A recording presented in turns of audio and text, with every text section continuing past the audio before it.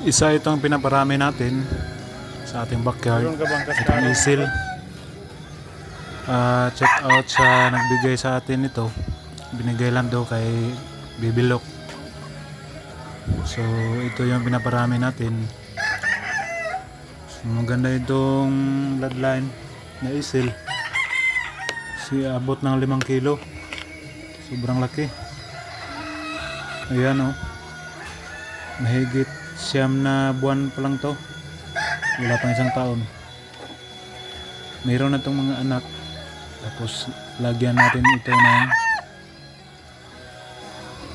lagayan nila para doon sila mag stay na. So tinatali lang muna natin mga kabrothers sa backyard. Ayan, malatuba, isil malatuba. So sana maliit lang to na video, suportahan nyo po. Maraming salamat.